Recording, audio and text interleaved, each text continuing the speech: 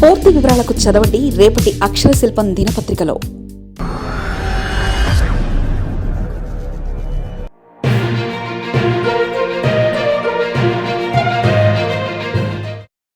Telangana గ్రేటర్పై కారుగురి. Telangana mini assembly ఎన్నికల వేడి. GHMC పీఠంపై కన్నేసిన పార్టీలు. బీజేపీ ప్రధాన లక్ష్యంగా బీఆర్ఎస్ ఆపరేషన్ గ్రేటర్. ఇప్పటికే రంగంలోకి ఆ పార్టీ నేత కేటీఆర్. బీఆర్ఎస్ పార్టీ శ్రేణులకు దిశానిర్దేశం. తెలంగాణ రాజకీయాల్లో మరో భారీ సమరానికి వేదిక సిద్ధమవుతుంది. మున్సిపల్ ఎన్నికల ముగింపుతో ఇప్పుడు అందరి దృష్టి మినీ అసెంబ్లీగా పిలువబడే జీహెచ్ఎంసీ ఎన్నికలపై పడింది. తెలంగాణలో ఇటీవల ముగిసిన పురపాలక ఎన్నికల ఫలితాల తర్వాత రాజకీయ సమీకరణాలు వేగంగా మారుతున్నాయి. ముఖ్యంగా హైదరాబాద్ నగరంలో తన పట్టును నిలబెట్టుకోవడానికి భారత రాష్ట్ర సమితి అగ్రనాయకత్వం పకడ్బందీగా ప్రణాళికలు రాసిస్తుంది. రాబోయే జీహెచ్ఎంసీ ఎన్నికల్లో కాంగ్రెస్ కంటే బీజేపీని నిలువరించడమే ప్రధాన లక్ష్యంగా గులాబీ దళం పావులు కదుపుతుంది. హైదరాబాద్ మహానగరపాలక సంస్థను ప్రభుత్వం 3 విభాగాలుగా జీహెచ్ఎంసీ, సైబరాబాద్, మల్కాజ్గిరి విభజించే ప్రతిపాదనలు పరిశీలిస్తుంది.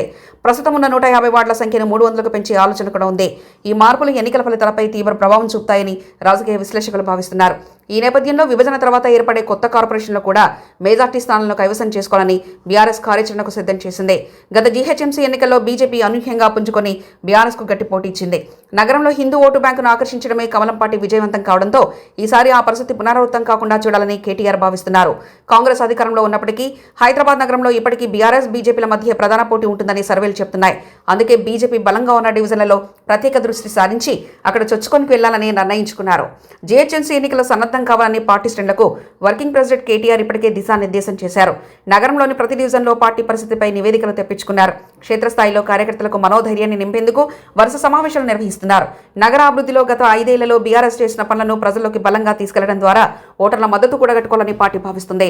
ప్రస్తుత కాంగ్రెస్ ప్రభుత్వం అమలు చేస్తున్న విధానాలు, ముఖ్యంగా హైడ్రా వంటి నిర్ణయాల వల్ల నగర ప్రజల్లో నెలకొన్న అసంతృప్తిని తమకు అనుకూలంగా మార్చుకోవాలని బీఆర్ఎస్ చూస్తుంది.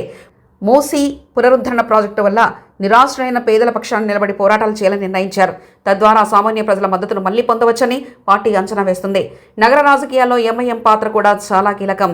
పాత బస్తీ ఓట్లు చీలకుండా చూడడంతో పాటు కొన్ని కీలక డివిజన్లో పరోక్ష మద్దతు పొందేలా బీఆర్ఎస్ వ్యూహాలు రచిస్తుంది. కాంగ్రెస్ పార్టీని నగరంలో బలపడకుండా నిరోధించాలంటే ఎంఐఎం సహకారం అవసరమని గులాబీ నేతలు భావిస్తున్నారు. మరోవైపు బీజేపీ హిందుత్వ నినాదాన్ని తిప్పికొట్టేందుకు అభివృద్ధి మాత్రమే సరైన మార్గమని భావిస్తూ ప్రచారం మొదలుపెట్టారు. ఈసారి టికెట్ల కేటాయింపులో బీఆర్ఎస్ కఠినంగా వ్యవహరించే అవకాశం ఉంది. వివాదాలు లేని వారు, ప్రజల్లో మంచి గుర్తింపున్న వారికి ప్రాధాన్యత ఇవ్వాలని నిర్ణయించారు. ముఖ్యంగా యువతకు కొత్త ముఖాలకు ఎక్కువ అవకాశాలు కల్పించడం ద్వారా పార్టీలో నూతన ఉత్తేజం తీసుకురావాలని చూస్తున్నారు. తిరుగుబాటు చేసే అవకాశం ఉన్న నాయకులను బుజ్జగించే బాధ్యతలను కీలక నేతలకు అప్పగించారు. జీహెచ్ఎంసీ ఎన్నికలు రాబోయే సాధారణ ఎన్నికలకు సెమీఫైనల్ వంటివి. ఇక్కడ గెలుపు ఏ పార్టీదే అత్యంత కీలకమవుతుంది.